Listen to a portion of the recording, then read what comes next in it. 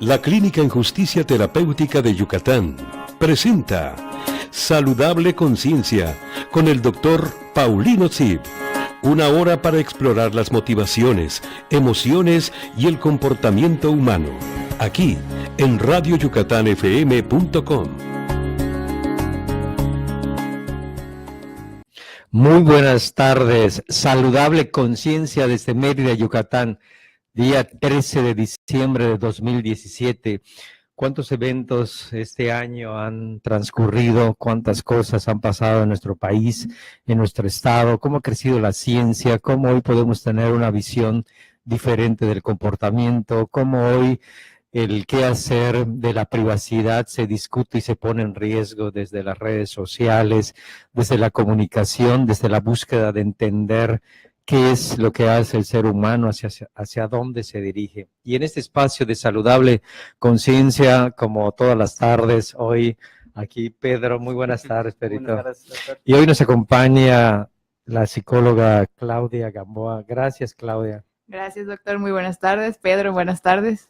Muy bien, todo esto no iba a ser posible a quien está aquí en los controles. Omar, muchas gracias por todo tu apoyo técnico. A Ivette, como todas las tardes, reconocemos todo el andamiaje que pone para poder lograr este espacio de Saludable Conciencia. Hoy nos vamos a sumergir en un tema que tiene mucha dirección en la predicción del riesgo y todo este mito que tenemos alrededor de la psicopatía, y es por eso que invitamos hoy a Claudia para que, con la experiencia que ha tenido desde el punto de vista como investigador en esta área y hoy como perito, nos pueda compartir, y vamos a tener un espacio para discutir esto que es la psicopatía, un poquito su origen histórico, cómo se va construyendo hoy, cómo hay instrumentos para poderlo identificar. Y momentos antes escuchábamos ahí una explicación de tipo poética, alegórica, donde hablaron de Pablo Escobar. Pablo Escobar es todo un ícono en América y mucho más en Sudamérica, y como bien él como colombiano, todo lo que pautó Pablo Escobar y alrededor de lo que creó. Pablo Escobar es un buen ícono hoy para tratar el tema de psicopatía, como otros tipos, otros personajes, donde vamos a mirar cómo hoy la psicopatía, desde una construcción que hace unos 7 años atrás pensaban psicopatía es igual a delincuencia, antisocialidad. Hoy sabemos que no es así. Psicopatía es igual a que si alguien tiene un trastorno, sobre todo en el argot de los neurólogos, de las neuronas espejos, es que puede ser inimputable, ¿no? ¿Por qué? Porque no puede controlar su volición. Hoy no es así. La ciencia ha avanzado y vamos a diferenciar qué es psicopatía, qué es psicosis, qué es antisocialidad y todos estos constructos alrededor que de manera indiscriminada estamos hoy utilizando. Muy bien, Claudia, pues gracias por asistir en este espacio, igual que tú, Pedro, y me gustaría un poquito que pusieras la definición muy general. ¿Qué es esto de psicopatía? ¿Qué es lo que se está entendiendo? Y vamos a ir construyendo cómo hemos llegado hoy hasta la construcción de psicopatía. Bueno, gracias, Pau, por la palabra. Y pues bueno, primero que nada, pues así como mencionaste, ¿no? Que Pablo Escobar es un ícono del que podemos hablar de una persona que tiene psicopatía. Existen muchos que al escuchar la palabra psicopatía se nos vienen a la mente, ¿no? Uno de ellos, el más famoso, Hannibal Lecter, ¿no? Pensamos en psicópata, es Hannibal Lecter, ¿no? Y tenemos como la construcción actualmente de que un psicópata necesariamente es una persona que ha asesinado o que ha cometido un delito, ¿no? Lo que sabemos hasta ahora es que, pues, como bien dijiste, no todos los psicópatas han cometido delitos, ¿no? Y pues una definición genérica o muy sencilla de psicopatía, podemos decir que es alguien que a nivel cognitivo funciona bien, sin embargo la parte afectiva está dañada, ¿no? Mucho tiempo atrás se le llamó a estas personas locura sin delirio, ¿no? Se les consideraba locos, pero no deliraban, ¿no? No tenían ningún trastorno o ningún impedimento a nivel cognitivo, ¿no? Únicamente la parte afectiva era lo que estaba dañada. También se le llegó a llamar estúpidos morales, ¿no?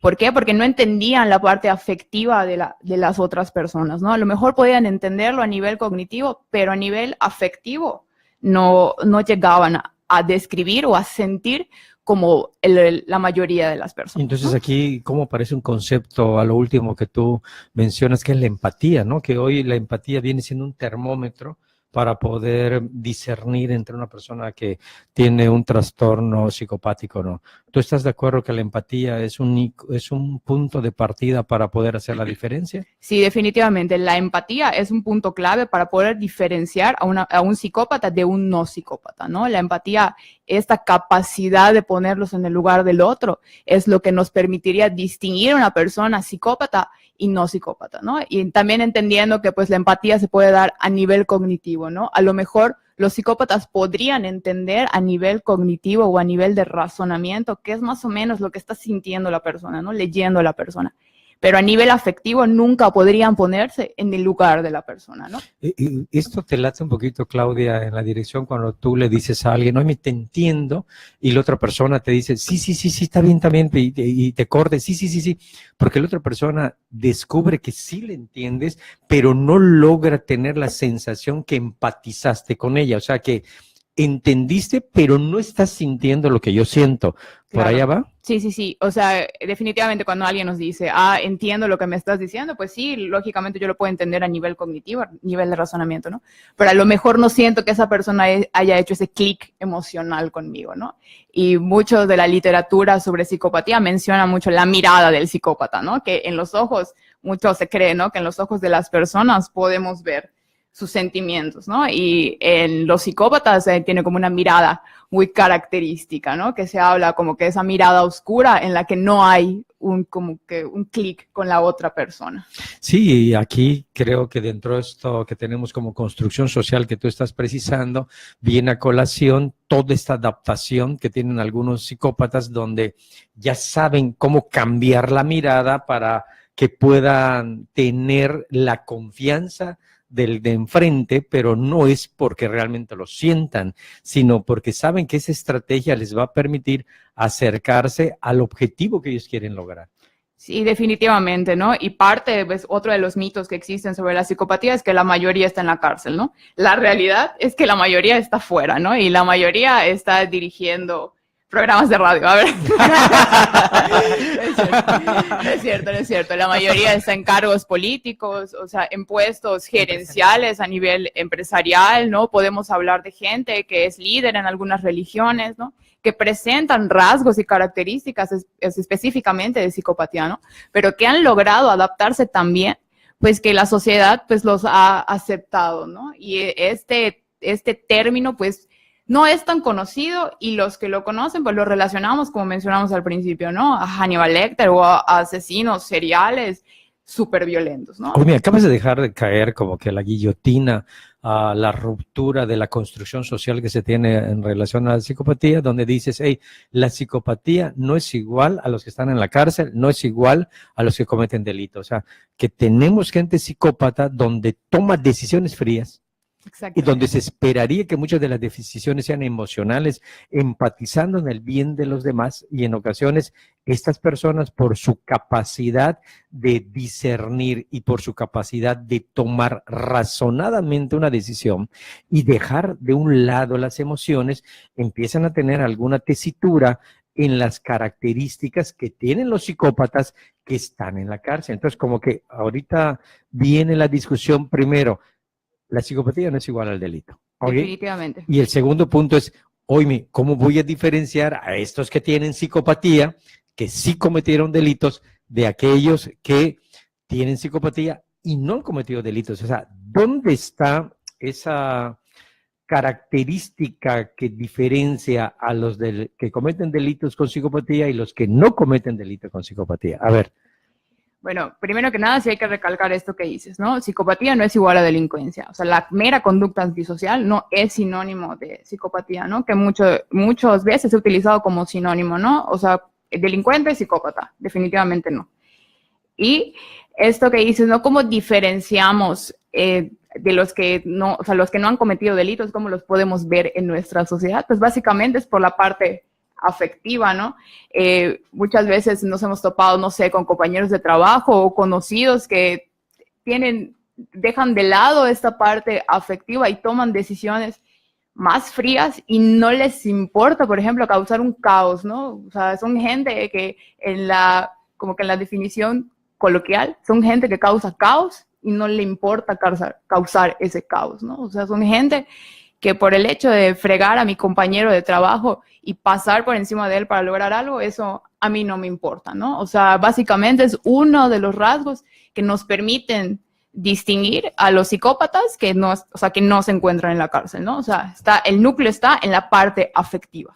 Muy bien, entonces como que en esta dicotomía pensamiento, razonamiento, frialdad, el otro lado es lo cálido, lo afectivo, la necesidad empática, el tener toda esta búsqueda de una relación de aceptación de los demás. El psicópata no va por ese camino. Pedro, en tu experiencia, en algunos casos que te ha tocado estar de apoyo en procesos diagnósticos, sobre todo en el quehacer de tipo judicial, ¿qué te has encontrado con la gente psicopática? Yo creo que en un par de casos que te has puesto como apoyo técnico, has visto y no estás en la especulación de estas características de personalidad que estamos hablando. Coméntanos un poquito. Una de las cuestiones que más hemos observado tiene que ver con la valoración precisamente, ¿no? De cómo distinguir y diagnosticar o hacer más que un diagnóstico, una valoración de una persona si presenta indicadores de psicopatía o no. Tiene que ver con los estudios que se han realizado. Y bueno, algunos de los estudios previos de investigación que se hicieron para entender la psicopatía tienen su principal desempeño en reclusorios.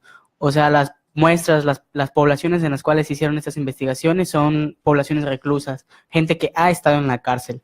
Sin embargo, nuevas investigaciones han estado precisamente apuntando a lo que Claudia menciona, haciendo investigaciones en puestos gerenciales, en puestos políticos, y se han ido dando cuenta que estas características de psicopatía también están presentes afuera y no únicamente en personas de los reclusorios. Hago esta mención porque nos hemos dado cuenta que al momento de hacer las valoraciones hay algunos indicadores, que bueno, más adelante los va a abordar, en los cuales necesariamente te preguntan por si ha tenido alguna reincidencia delictiva, si ha cometido algún delito, a qué edad fue el primer delito, y en ocasiones al momento de hacer esta valoración las personas no cumplen con estos indicadores, con estos requisitos, y por lo tanto los indicadores de psicopatía se reducen y esto hace difícil realmente hacer la valoración de si una persona presenta o no psicopatía.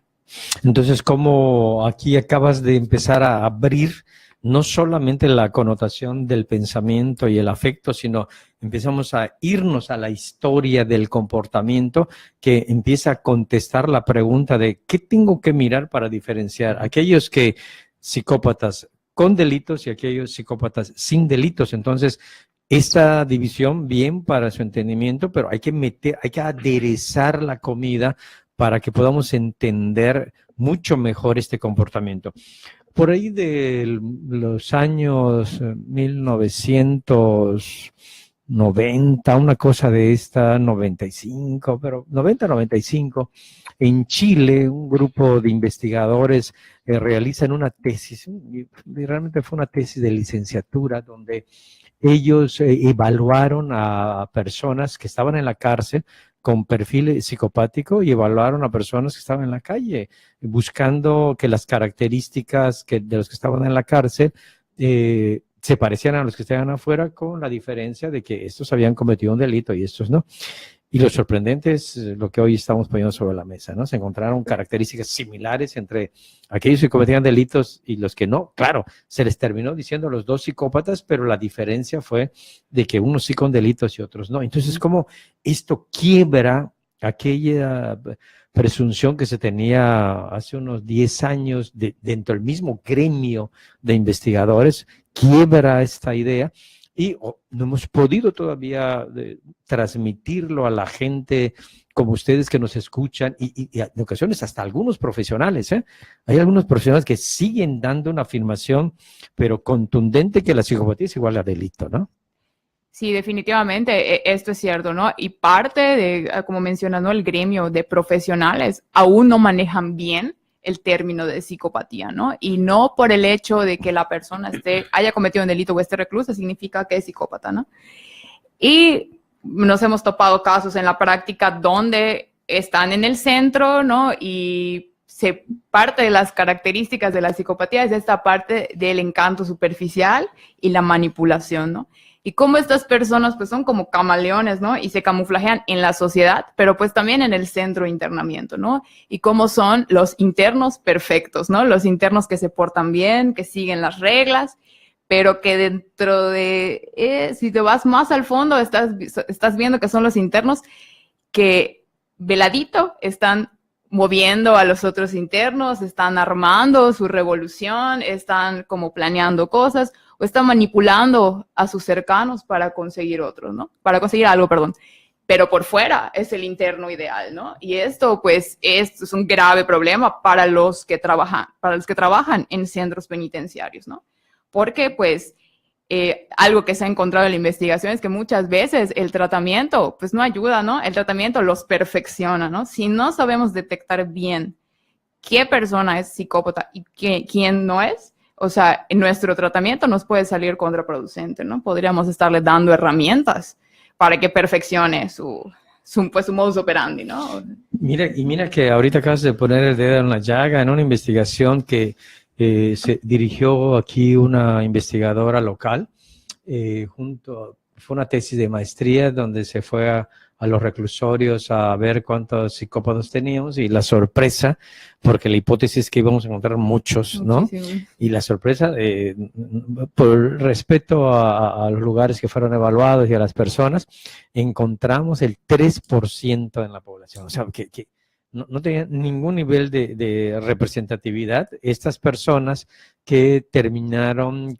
teniendo ni siquiera, me acuerdo que al revisar la tesis, ni siquiera configuraron con un puntaje alto el qué hacer de psicopatía. Y había, ¿cómo se llama? Delitos de alto impacto, sobre todo homicidios, violaciones en varias ocasiones que habían estado como sujetos de muestra y no se logró cubrir la hipótesis que se tenía. Y la hipótesis era, en el reclusorio de aquí vamos a encontrar muchos psicópatas. Oh, sorpresa, que no fue así, que ni siquiera en el reclusorio pudo alcanzar el perfil de lo que se define como psicopatía. Y acá, Clau, igual es importante dejar muy claro de dónde viene. Ya hablamos psicopatía, y esto, como tú iniciaste no hace rato, huele como a locura, ¿no? Psicopatía te huele a psicosis, porque por allá entra por la terminación, más que la terminación, por la raíz que está presentando psicopatía, te huele a psicosis. Y no es así. Creo que es importante precisar. Yo voy a dar un poquito la parte de dónde viene desde las clasificaciones en salud mental y luego nos vamos a ir ahondando un poquito más con respecto a esta parte de cuáles son las áreas que se evalúan. Pero si nos vamos a dónde viene, y tenemos una idea muy general, tenemos dos categorías, ¿ok? Los trastornos de personalidad, que son aquellas características, rasgos que son para toda la vida, ¿ok? Y aquello que tiene que ver con trastornos mentales que van a la parte de psicosis. Y la psicosis, la diferencia es que estas personas pierden el contacto con la realidad. O sea, empiezan a hablar, empiezan a decir cosas donde no es congruente con lo que está pasando. Y como que están en su mundo, ¿no? Aquí podríamos tener una clasificación muy, muy general. Y la psicopatía nace del grupo B, aquí hay 3 grupos, que es el grupo de la antisocialidad, donde ahí vemos a las personas que son muy vulnerables en el control de sus impulsos, muy vulnerables en el control de sus emociones, que son las dos características de este grupo, que es el grupo B. Y dentro del grupo B está una categoría que se llama antisocialidad, y dentro de la antisocialidad, ahí encontramos a la psicopatía. En una revisión que se hizo de los manuales de clasificación, y fue en Holanda, creo que este evento fue en el 2007 o 2009 en Holanda, donde se trató de ver si la psicopatía podía tener su espacio solo. O sea, como estaba dentro del trastorno de comportamiento antisocial, se estaban preguntando, ¿no será que la psicopatía ya tiene el tamaño suficiente y los elementos para que se vaya solo? Y al final de este congreso, la psicopatía, por todos los estudios que se tenían alrededor, donde no se podía hacer una diferencia tácita entre que la psicopatía sí eran los que cometían delito y no necesariamente eran solamente aquellos que se portaban bien y ahí se le iban pasando y al final iban a cometer un delito. Como no fue clara esta división, se optó que se siga quedando el concepto de psicopatía, la definición de psicopatía dentro del comportamiento antisocial, que cae en la categoría de los trastornos de personalidad. Claudia, un poquito, si entramos a la psicopatía y explicamos un poquito más las otras áreas, ¿qué cosas serían pertinentes que la gente que nos escuche sepa? Bueno, en cuanto al diagnóstico específicamente de psicopatía, ¿no? Muchos, como mencionábamos, pues lo manejan igual al trastorno antisocial de la personalidad, ¿no? Cabe destacar que no son lo mismo, ¿no? La psicopatía pues tiene una clasificación aparte, ¿no? Y pues el trastorno antisocial de la personalidad está más enfocado a la parte conductual, ¿no?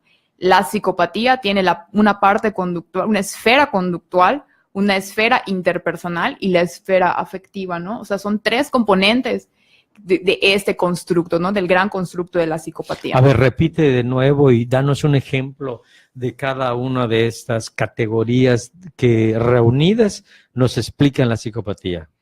Bueno, la primera es la esfera interpersonal, ¿no? Y la esfera interpersonal se refiere pues a cómo esta persona se relaciona con otras personas, ¿no? Si es una persona manipuladora, si es una persona, como que en ese encanto superficial, una persona fanfarrona, con mucha labia, ¿no? Que parece que sabe de todo y en el fondo no sabe nada, ¿no? O sea, esta parte de relaciones interpersonales, ¿no?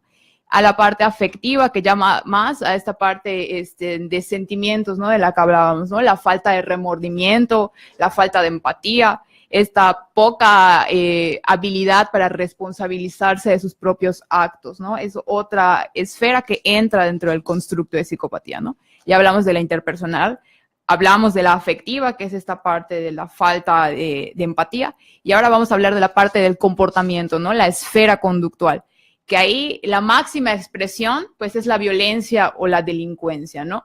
Sin embargo, existen otros comportamientos, ¿no? Por ejemplo, como a lo mejor hasta dejar de pagar las deudas, ¿no? O la negligencia, el cuidado con los hijos, es un reflejo a lo mejor de este trastorno, ¿no? Los comportamientos antisociales que a lo mejor no configuran como delito, pero que sí entran dentro de una categoría antisocial, ¿no? Ándale, yo creo que aquí acabas de hacer un mix o acabas de hacer una relación entre este afecto y este comportamiento.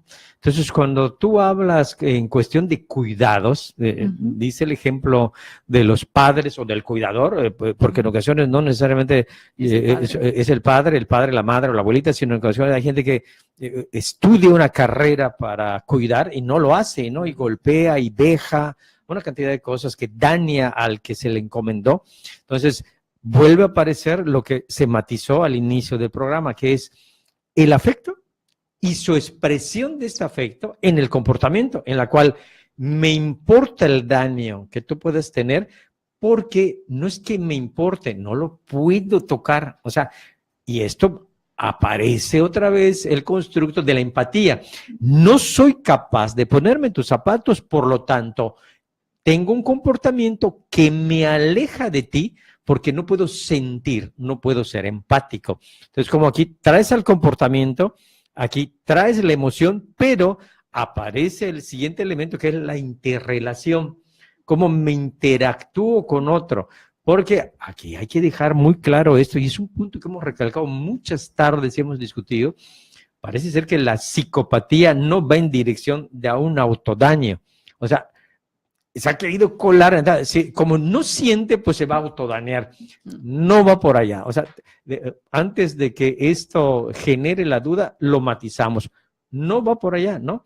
Porque muy bien su definición está puesto como tú matizaste. La interacción con las personas, el comportamiento, pero la base es el afecto, ¿no? Entonces, cuando empezamos a hacer este circuito, podemos entender el comportamiento psicopático. Más o menos por allá va. Sí, sí, definitivamente, ¿no? O sea, está muy vinculado lo afectivo con lo comportamental, ¿no? O sea, y esta falta de afectividad, o sea, esta esta pues baja capacidad de ponerse en el lugar del otro, pues es lo que afecta directamente en el comportamiento, ¿no? Si yo no puedo ponerme en tu lugar ni sentir un poquito lo que tú sientes, pues lógicamente mi conducta hacia ti va a ser diferente, ¿no? A lo mejor no me va a importar pasar encima de ti para obtener algo, ¿no? Porque nunca voy a empatizar contigo en el daño que yo te pueda causar, ¿no? Si nosotros vamos concluyendo, la palabra psicopatía tiene que ver con una característica de comportamiento donde la base de esta interacción con los demás está dado en que el afecto está comprometido. O sea, hay un problema con el afecto que me lleva a un comportamiento no socialmente adaptado en la interacción cotidiana. Y esto lo podemos ubicar o como nació en los trastornos de personalidad en la parte antisocial, claro, con una diferencia que es la que ahorita hemos matizado. Saludable conciencia desde Mérida, Yucatán, hoy día 13 de diciembre del 2017, ayer día de las Lupitas y próximamente festejaremos el 24. ¿No? Venga, ya está.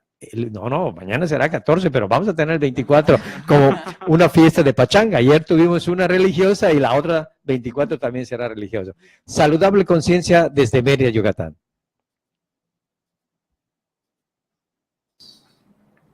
Saludable conciencia desde Mérida, Yucatán, y que este cambio climático empieza a tener impacto en mi memoria, y lo cual me hace estar dando afirmaciones incorrectas como que el día de hoy es el día 13, y no es así. Disculpas, es hoy día 14, y hago esta corrección haciendo evidente mi trastorno en memoria. Bueno, el trastorno psicopático va a otro tipo de expresiones. Bien, y como hemos estado comentando la tarde de hoy es un tema de importancia, como hemos marcado la línea aquí en estos programas, donde estemos abordando temas en la cual tenga un impacto de manera directa en el quehacer social, como la psicopatía tiene impacto en el quehacer judicial de manera muy directa, en la cual piden qué tanto hoy una persona puede tener un cuadro psicopático, y en el pasado esto se llamaba peligrosidad, aunque acá tenemos que tener mucho cuidado porque la construcción de peligrosidad es una construcción que se dio desde el ámbito legal, y la construcción de psicopatía se dio desde el ámbito psicológico. Esto hay que dejarlo muy claro. Y cuando hablamos aquí de peligrosidad, estamos hablando de estas características que tiene una persona de poder causar daño a otra, y la otra característica importante es cómo esta persona se puede adaptar. Son los dos grandes constructos de la peligrosidad. Uno, ¿qué tanto alguien le puede causar y hasta dónde le puede causar daño a alguien? ¿Y qué tanto esta persona se puede adaptar? Cuando esto va a una correlación alta, donde la persona se adapta muy bien y puede causar mucho daño, estaríamos hablando de una persona con un alto índice de peligrosidad. No así podemos migrar de manera directa a la psicopatía. La psicopatía, como bien hemos discutido hace un momento, tiene 3 elementos y no 2, como tiene aquí la característica de peligrosidad. Aquí la psicopatía tiene la característica básica en su diferencia emocional, su expresión en el comportamiento, y esta emoción, cómo la voy a expresar con las demás personas, que tiene que ver con la interacción social. Entonces, es pertinente que los que nos están escuchando de manera directa ahorita en vivo, como los que van a volver a repasar este programa, puedan tener claro estos 2 nichos.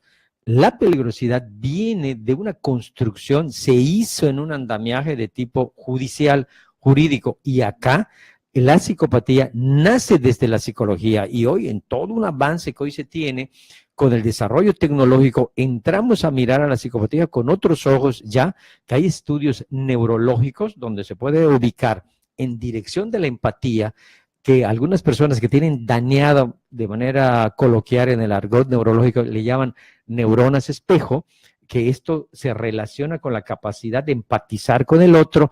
Vamos a encontrar que es difícil que puedan tener esta emoción, ser empáticos, pero aguas, no necesariamente esto es igual a que tengan psicopatía, ¿no? O sea, estamos hablando de 2 construcciones.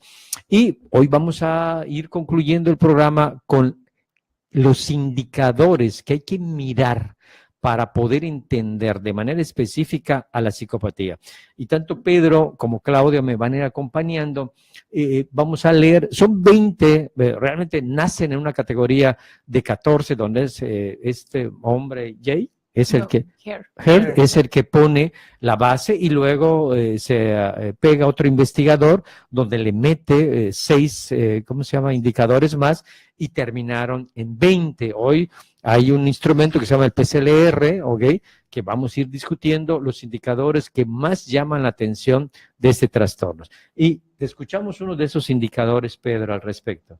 Bueno, entre uno de los principales indicadores que se han llegado a las conclusiones a través de estas investigaciones ha sido lo que mencionaba Claudia hace unos instantes, ¿no? Que tiene que ver con el encanto superficial o la locuacidad de las personas, que son aquellas que te encantan, te parecen personas súper agradables a primera vista. O sea, son personas que emanan un encanto, pero al que al final de cuentas es superficial porque realmente no lo sienten, no lo expresan, o sea, no lo están experimentando realmente.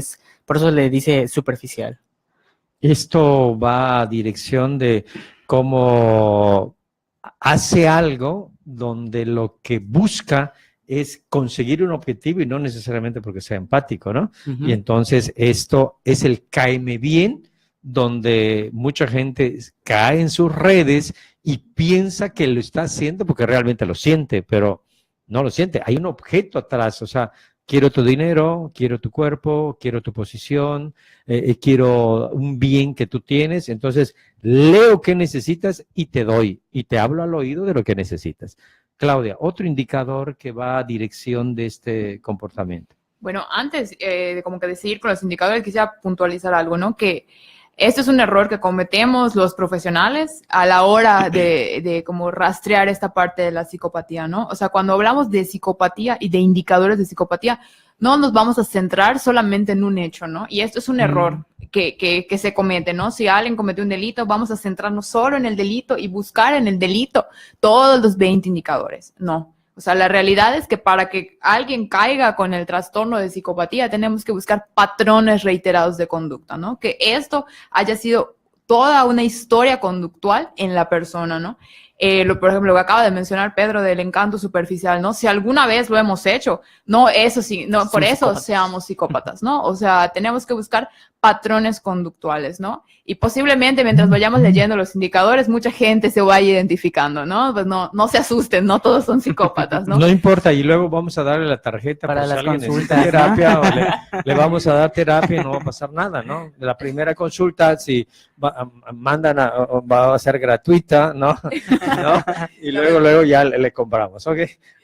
O sea, esto es importante recalcarlo, ¿no? Todos, como son rasgos de personalidad, posiblemente algunos nos identifiquemos, ¿no? Y a la hora igual de hacer el diagnóstico estamos hablando de grados, ¿no? O sea, se presenta, por ejemplo, en la PCLR con 0, 1 y 2, ¿no? Hablamos de intensidades en las que se presenta este rasgo, ¿no? Entonces no podemos hablar solamente de que en un hecho o alguna vez se haya presentado, ya esa persona es psicópata, ¿no? Sino tiene que ser un patrón conductual.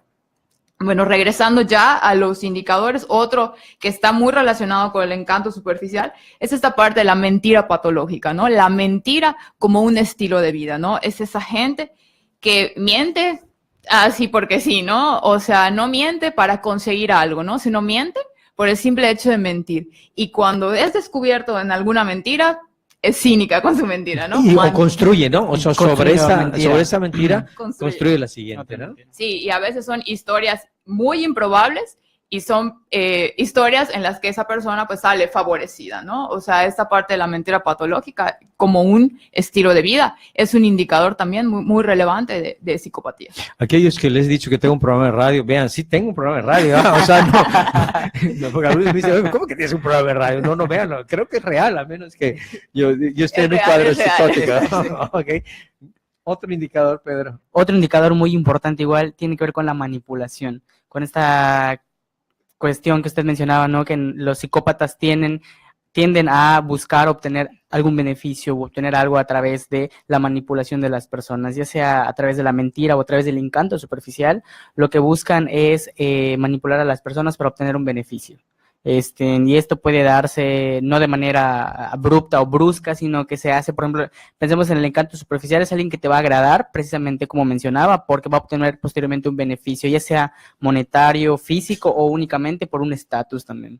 Entonces, como aquí hay un espacio de planeación y va al punto de la parte cognitiva, ¿no? Y cómo va al otro punto de la parte afectiva, que me importa lo que tú puedas creer de esto que te digo, y va al otro punto que tiene que ver la interacción. Interactúo contigo para manipularte por un objeto que quiero alcanzar. Claudia, ¿qué otro punto tendríamos? Pues como ya mencionamos antes, la falta de remordimiento o culpa, ¿no? Esta falta de empatía que es de las medulares, ¿no? O sea, son personas a las que, bueno, cuando han cometido delitos no les importan en absoluto las víctimas, ¿no? Les importa pues lo que sucedió con ellos, ¿no? Y son personas que pueden hasta justificar que la víctima lo merecía o que la víctima lo pidió, o sea, y merecía lo que sucedió. Y pues cuando hablamos de personas que no están inmersas como en delitos, pues son personas que, como mencioné antes, les encanta crear caos, ¿no? Y no importa las consecuencias a nivel afectivo o emocional que puedan tener las otras personas, ¿no? Simplemente, si a ti te va a hacer sentir mal o triste lo que yo diga o haga, pues a mí no me va a importar, ¿no? No voy a lograr empatizar contigo y tus sentimientos. ¿Y cómo vamos a mirar que hay una justificación, ¿no? Esto sucedió porque tú lo provocaste, ¿no? Porque tú dijiste, porque esta condición tú la creaste, no porque yo soy responsable del comportamiento. Sí, definitivamente, y esto va aunado a lo que mencionamos anteriormente, ¿no? Con la manipulación, o sea, básicamente yo hago que tú creas que tú te lo mereces, ¿no? Tú hiciste, tú detonaste esta situación, ¿no? Yo realmente soy consecuencia de lo que tú detonaste, ¿no? Exacto. Venga, Pedro. Y bueno, también eso tiene que ver mucho con el egocentrismo que estas personas igual presentan. O sea, son personas que están concentradas en únicamente sus pensamientos, en lo que ellos desean y quieren, y precisamente eso también les impide precisamente ponerse, aunque sea cognitivamente, en el lugar o lo que puede suceder, las consecuencias de otras personas. Soy el ombligo del mundo, ¿no? Primero yo, Sí. después yo, siempre yo, y todas las veces seré yo. Bueno, otro podemos hablar de la escasa profundidad de los afectos, ¿no? O sea, si existieran afectos, son escasos y son como, pues, no logran ser profundos, ¿no? Muchos psicópatas y de los que nos ha tocado en la práctica alguna vez entrevistar, pueden describir, por ejemplo, la sensación de estar enamorado, pero no pueden dar detalles como a nivel fisiológico, ¿no? O sea, alguna vez a mí me tocó entrevistar a alguien que le preguntaba, bueno, ¿qué es estar enamorado? Y me decía, no, pues es que yo me siento bien, me siento feliz cuando veo a la persona. Pero le decía, dime más, ¿no? Dime qué es sentir bien, qué es feliz. Y no podía describirlo, ¿no? En cambio, hay personas que, pues, al entrevistarlas te dicen, ¿no? El clásico, las mariposas en el estómago, ¿no? O se me eriza la piel, que pueden dar como indicadores más profundos, más a nivel fisiológico, porque verdaderamente están sintiendo la emoción, ¿no? En el caso de los psicópatas no pueden dar esa clase de detalles, ¿no? A menos que los hayan leído y a nivel cognitivo puedan hacerlo, ¿no? Pero hay detalles específicamente que no van a poder describir porque nunca los han sentido.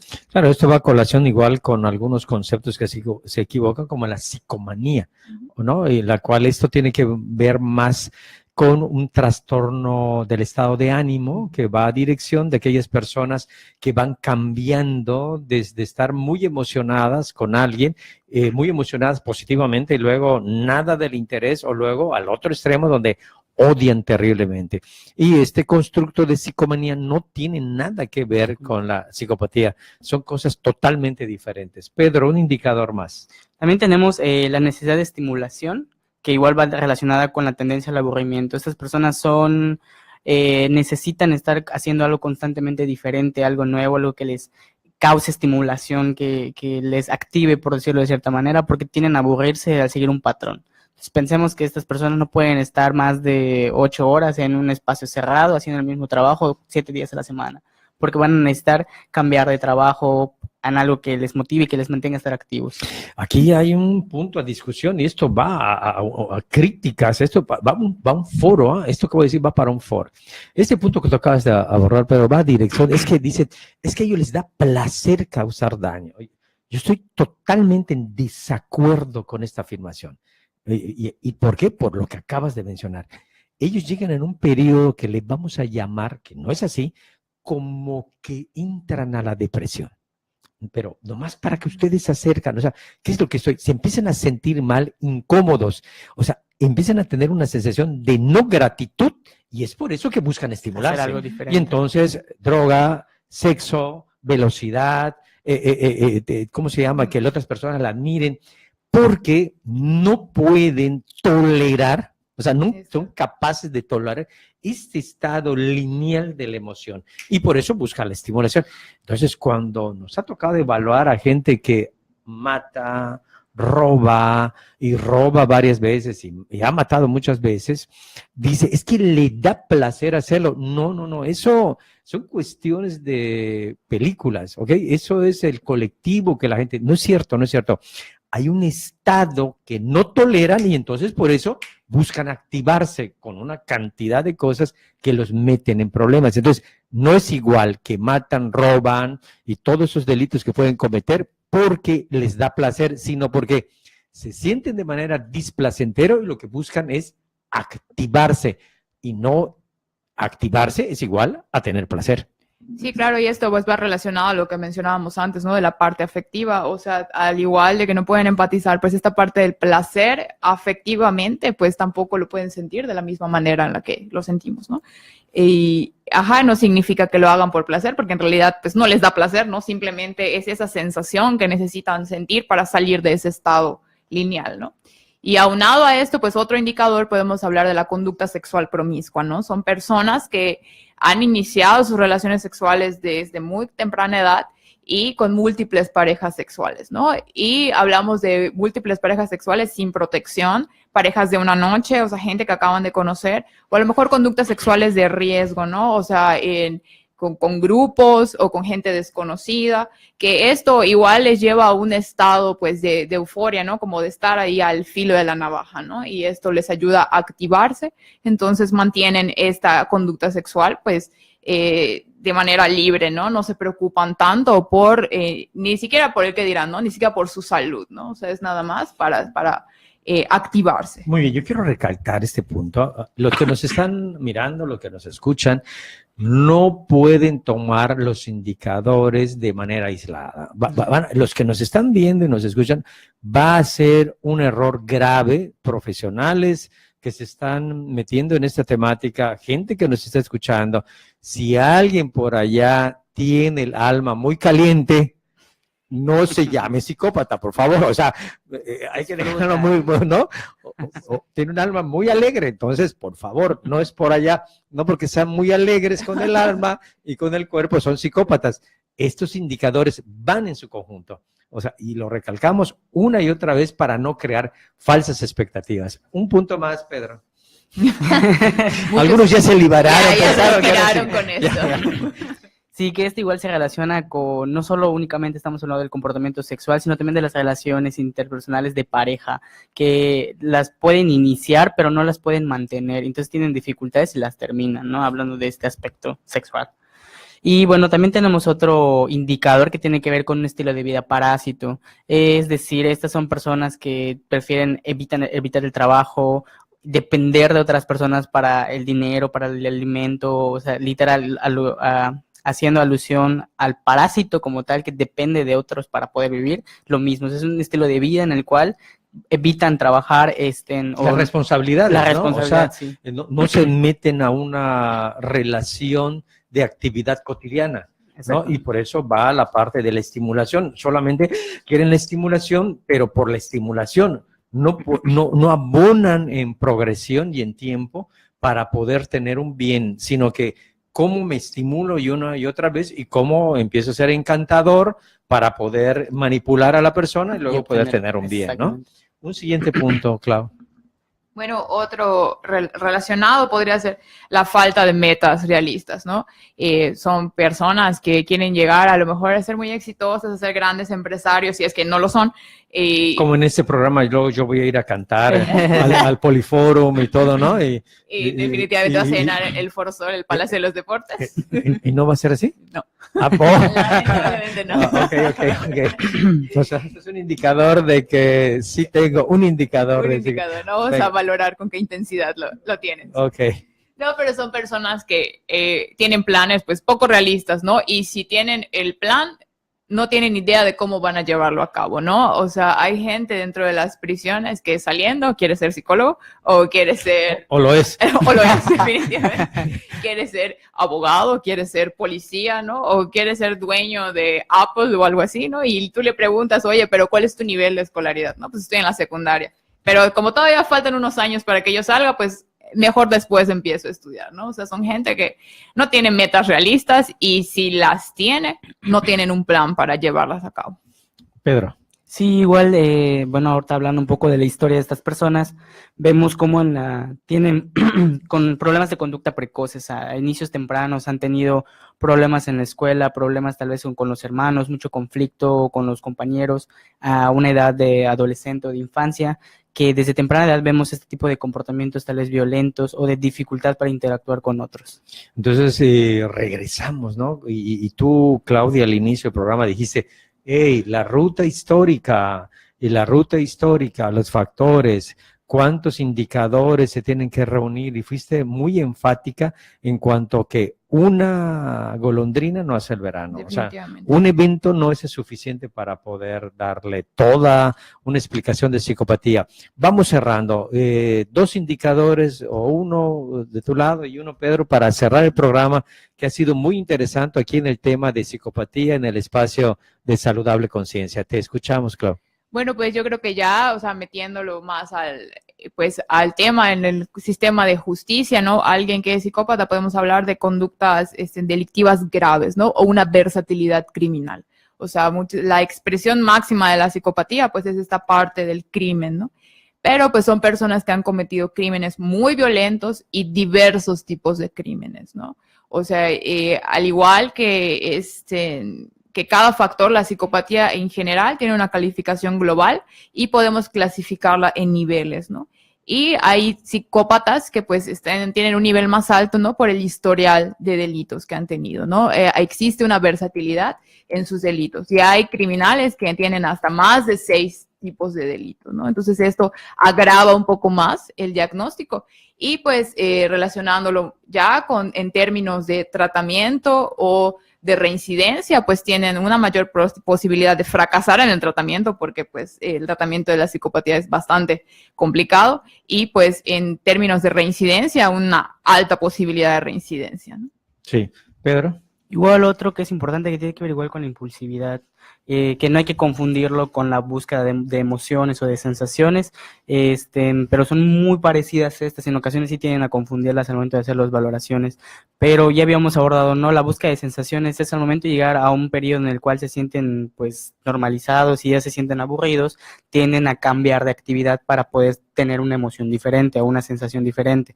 Sin embargo, la impulsividad tiene que ver más con el actuar sin reflexionar sobre las consecuencias que sus actos pueden tener. Y va a dirección de que no hay planeación. O sea, la meta no está clara.